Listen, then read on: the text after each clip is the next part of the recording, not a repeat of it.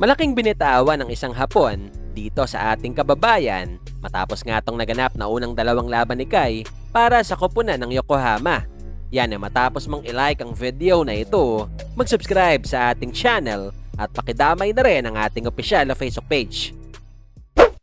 Pero bago natin simulan, alam mo ba ngayon ay mas madali nang maglaro at manalo dito sa 1xBet? Especially na pwede ka nang mag-cash in at mag-cash out through GCash. Kaya naman i-click lamang etong link na nasa comment section ng ating video at gamitin ang promo code na BGS2 upang makasali. Isama pa natin na pwede mo na rin i-download etong kanilang official app para sa mas malalaking papremyo na nag-aantay sa'yo.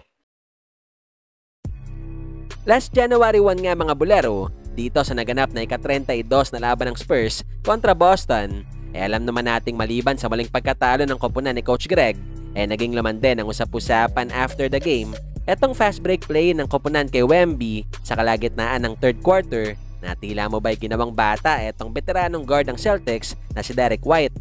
I mean, it's more than just height, of course. It's a lot of, as you say, timing, but also you got to read, and it's also taking a risk, you know, because going to block someone means you're leaving your own guy sometimes, you know, and that's I mean, yeah, you can see the difference, I think, between shot blockers who are like talented shot blockers who can jump high or who are long, and guys like Derek White, for example, who got great timing and great reads.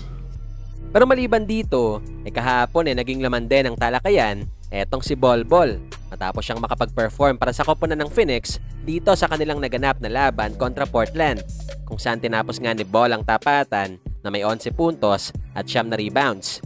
I love it, man. You know, he's very, I think the fans love him from the fact that he's a huge being that is very talented, and they love to see him a lot more before him. But trust me, we all feel the same way.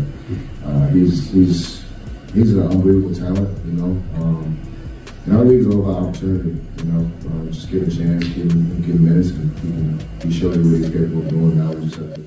Samantala sa kabilang banda, last December 30 and 31 nga mga bulero, maraming Pinoy ang talagang umantabay dito sa naganap na debut game ni Soto para sa kanyang bagong koponan sa liga na Yokohama, kung saan dito nakapagtala siya ng 4 points, 4 na rebounds at 3 blocks, samantalang 6 points at 2 rebounds naman sa ikalawang araw. Kung saan this coming Saturday, magaganap itong pangatlong laban ni Kai sa nasabing koponan. At dito, kanilang makatatapat ang koponan ni AJ Edu na Toyama Grouses. Pero bago mangyari yan, ating silipin muna mga bulero etong malaking binitawan ng mismong head coach ng Yokohama patama sa ating kababayan.